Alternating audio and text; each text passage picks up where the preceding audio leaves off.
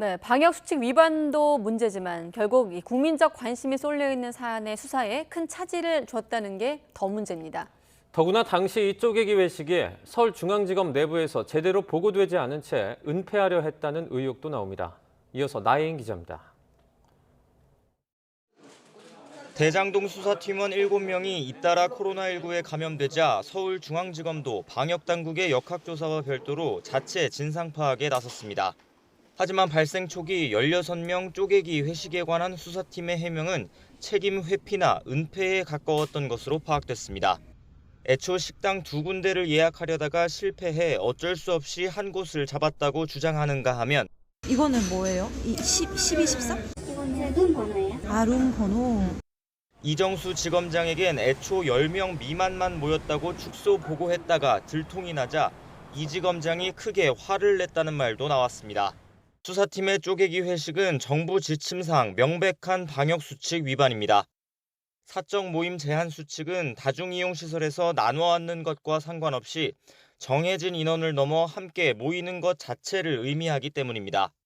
서울중앙지검은 역학조사에서 방역수칙 위반 지적이 없었다고 해명했지만 중앙사고수습본부 관계자는 역학조사와 방역수칙 위반은 별도로 봐야 한다고 선을 그었습니다.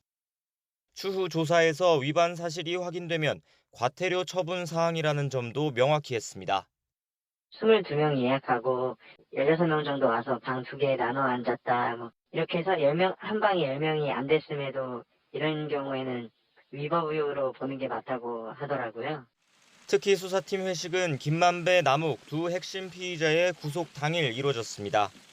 앞서 영장 기각과 남욱 변호사 석방 등으로 휘청이던 수사에 성과가 나자 회포를 푼 것으로 보입니다. 하지만 바로 다음 날부터 수사팀원들이 잇따라 코로나19에 감염되면서 어렵게 신병을 확보한 피의자들은 사흘 동안 조사도 못했습니다. 주임 부장검사도 확진돼 나흘 동안 자리를 비웠고 수사팀장인 차장검사도 격리한다고 사흘 휴가를 냈습니다. 그러는 사이 핵심 인물들의 구속 만료는 코앞으로 다가왔습니다. 소환이 임박했다던 곽상도 전 의원은 이제 막 강제 수사를 받기 시작했고 성남시 윗선 수사 대상으로 거론되는 인물 가운데 검찰에서 조사받았다는 사람은 아무도 없습니다. 곧 김만배, 남욱 2명을 기소하며 1차 수사 결과를 내놓을 검찰이 어떤 성적표를 받게 될지 주목됩니다. YTN 나인입니다.